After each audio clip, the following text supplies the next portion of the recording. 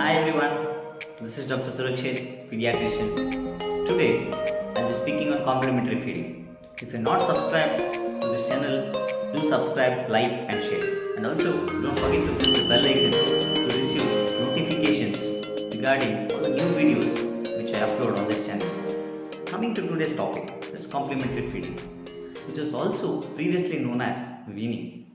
But we don't use this term weaning quite often nowadays because once we start this complementary feeds, we are asked to continue breastfeed for up to 2 years of age, and we don't immediately wean from breast milk. Hence, the term complementary feeding becomes more appropriate rather than to say weaning. So, this video will be done in two parts. First part of the video will contain when we should start complementary feeding, why is it started at that age, how can we make out that baby is ready to take solid foods or complementary feeds, what happens if we start too early, and what happens if we start late or delay the start of complementary feeding, and also what are the types of complementary feeding, what happens, like what are the prerequisites which we should take before starting complementary feeding, how much amount we should feed. So all this will be dealt in first part of the video. The second part of the video will contain what are the food substances which we can give less than 1 year of age, and what preparations we can do by using this combination of food substances. So all this will be dealt in second part of the video. Now coming to the first part of the video, let's see when we should start complementary feeding. Complementary feeding is usually started at around 6 months of age. So why is it that we should start at 6 months of age? So first 6 months we say exclusively breastfeed the child. So whatever the energy requirement of the infant, so that will be met by breast milk. So that will be sufficient for the baby. So what happens after 6 months? As you can see in this chart, so there will be energy deficit. So from 6 to 8 months, 200 kilocalories of energy deficit. From around 8 to 11 months, there is a deficit of 300 kilocalories. And from 1 year onwards, there is a deficit of 550 kilocalories. So if the child is only breastfed, the child might not meet the energy requirement of the child.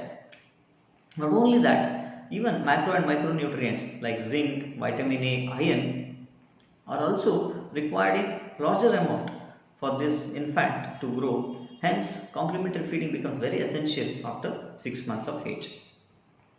So, what are the signs in which we can make out baby is ready now to take solid foods? One thing, the child should attain head control, which happens by around 5 to 6 months. The next thing is tongue thirst, which is present at birth. This tongue thirst is whenever we give a spoon to the baby who is 2 months or 3 months, it tries to thirst it out. It doesn't keep it inside. That means baby is not ready to take solid foods. But by around 5 to 6 months, it disappears. Hence, we can make out that the baby is ready now to take solid foods. And also, baby shows interest in various other food substances which we eat. So, child tries to chew and swallow. Child also will attain sitting with support. So by all this, we can make out that child is ready to take solid foods. Now what happens if we start too early? Like I told, like 3 months or 2 months if we start complementary feeding.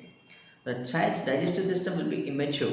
Hence if you give this solid food, so it might not be digested.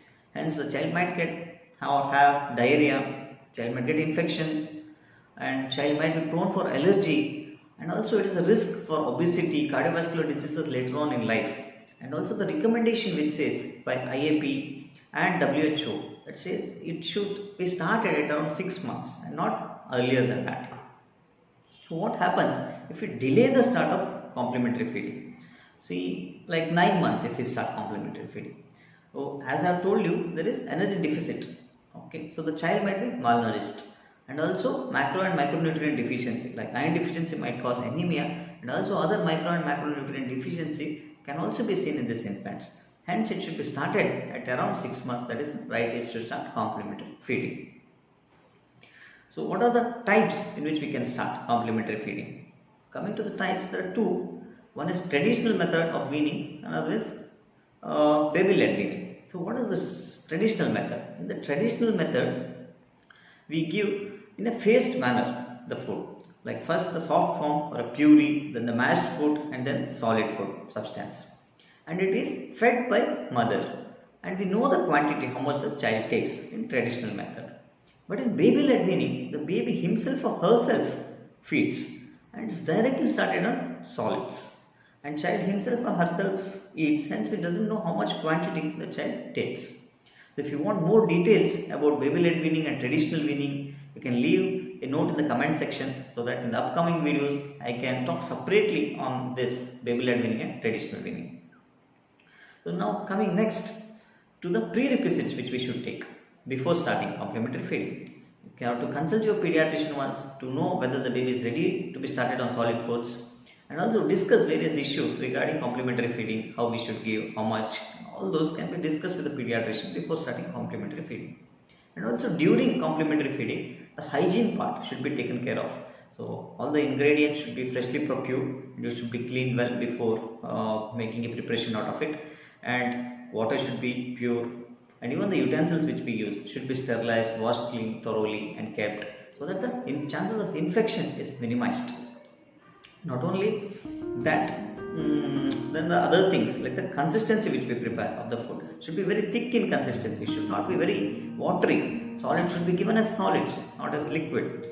So if you thick in consistency, means the food will be calorie dense, hence if the child takes 2 or 3 teaspoons, that would be enough for the infant. But if you give watery, it is not enough, there will be no calories in it, so it doesn't serve the purpose, and it should be very thick in consistency. If you hold by a finger, it should stick to the finger, so that thick the consistency should be. This is about the consistency. Now coming to the amount, how much we are supposed to give. So we say we start at around 6 months. First initially by around 6 months we start with 1 or 2 teaspoons at one time, either in the morning or in the afternoon, and gradually increase. So once the child takes around half a cup, that is a cup of 250 ml, half of it is around 125 ml. If it takes at one time, then slowly introduce in the second, like either afternoon you can start.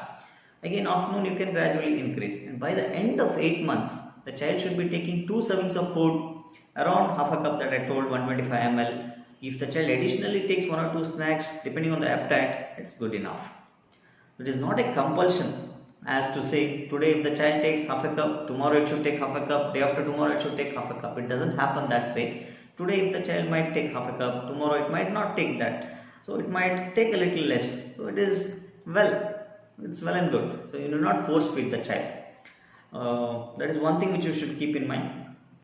Each child or each infant is different, and each day will be different, so we should not force feed the child, and you should enjoy the process of feeding. You should talk to the child, spend time with the child, so that child enjoys that process of feeding. And we should not distract the child by giving mobile or watching TV at that time.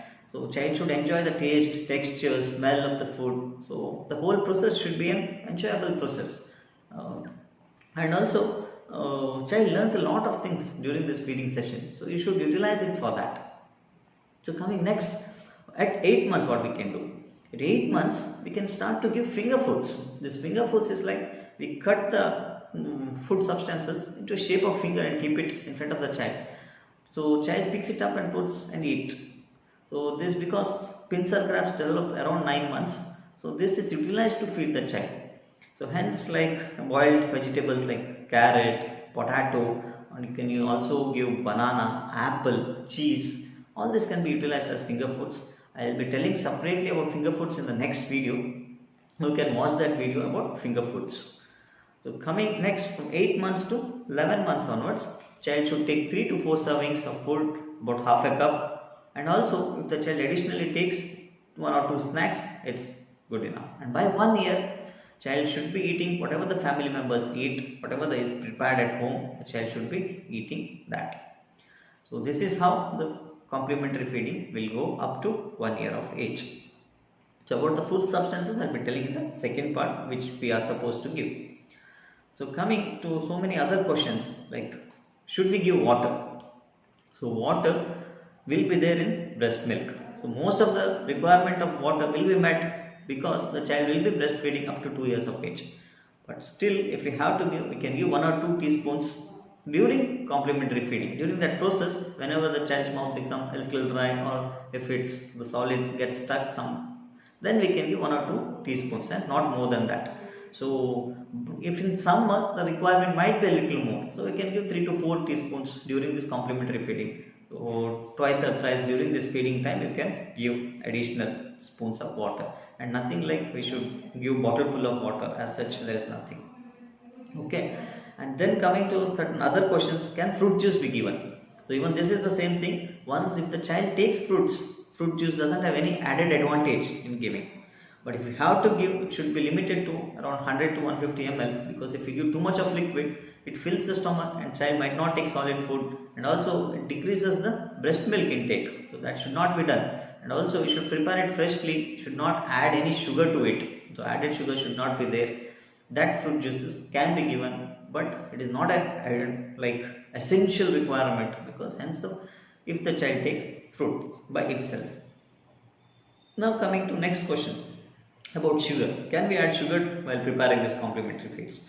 Refined sugars should not be added till 1 year of age, because there is also same thing. It is a risk factor for obesity and other cardiovascular related disorders. Hence, refined sugar should not be added. And what about jaggery? Can we add jaggery?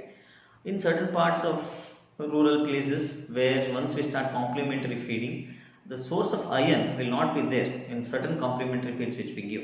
Hence, child might be prone for anemia. But by adding jaggery, it is iron rich, so the child getting chances of anemia will be decreased, and also the complementary feed will become energy dense.